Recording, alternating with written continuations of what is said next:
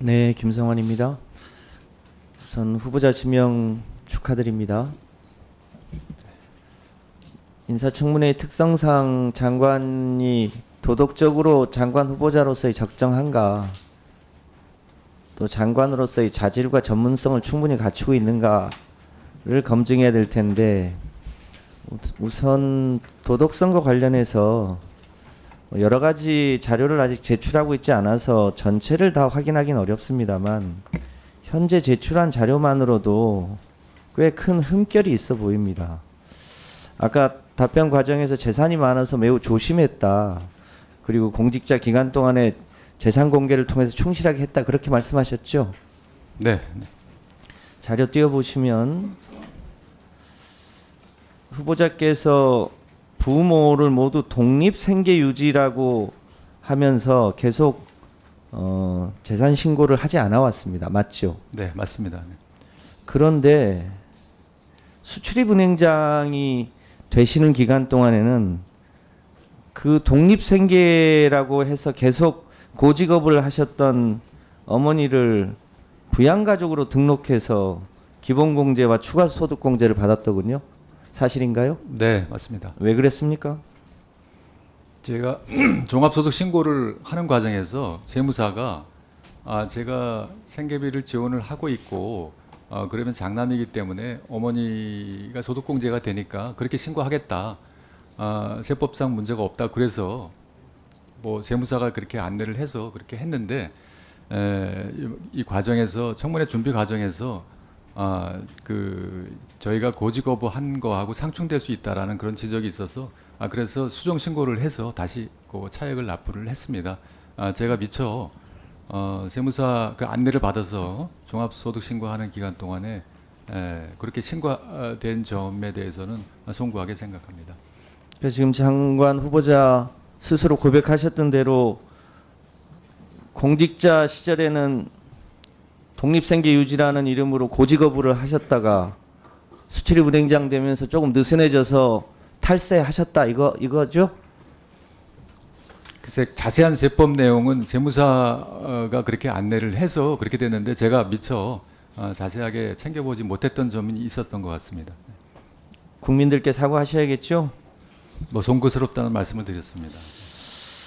앞서도 얘기했습니다만 장관이 이 문제를 잘 모를 리 없는 지위에 있었습니다.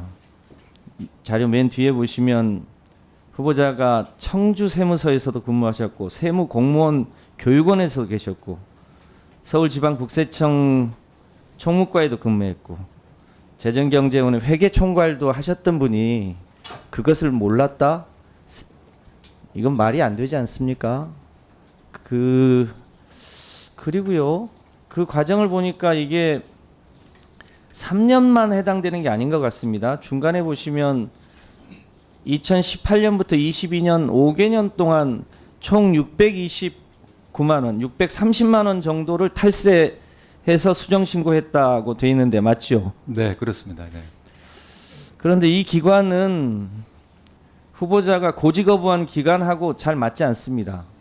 그러니까 수출입은행장 3년 했던 기간하고 맞지 않은데 그 3년 동안만 탈세했습니까? 아니면 그 전으로도 그 배우자의 소득 신고 과정에서 계속 누락한 겁니까? 그게 종전에는 하지 않다가 그런 제도가 도입된 이후에 그게 가능하다고 해서 했었던 것 같습니다. 네. 그러니까 5개년 전체의 일입니까? 아니면 수출입은행장 있을 때만 그렇게 했습니까? 그러니까 그 전에도 언제 이 세법이 개정이 돼서 그런 소득공제와 이렇게 65세 이상 연장자에 대한 소득공제가 정확하게 신설됐는지는 제가 기억이 정확하게 나지 않습니다만 그 제도가 신설돼서 그렇게 안내를 받았습니다. 그러면 공직자로 계실 때 독립생계 유지라는 이름으로 고직거부한 게 그것도 사실상 사실과 달리 하신 거네요? 우선 고직거부를 한 이유는 아버님이 43년간 교직에 근무하셔서 연금생활자입니다. 그 연금생활자면 소득이 계시기 때문에 당연히 그러니까 독립생계 유지로 고직거부를 하실 거면 소득공제를 받지 말으셨어야죠. 말으셨어야죠. 그래서 제가 송구하다는 말씀을 드린 거고요.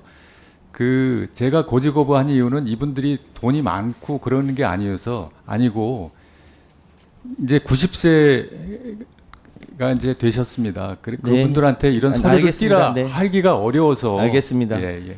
하여튼 후보자가 재산이 매우 많은 분이어서 매우 조심했다고 얘기하고 공직자 재산 신고 과정에서 투명하게 공개했다고 하면서도 사실상 매우 위선적으로 630여만 원이 그러니까 5년간이었고 그 외에도 확인할 수 없고 지금 자녀 증여 의혹도 해명되지 않는 거 아닙니까?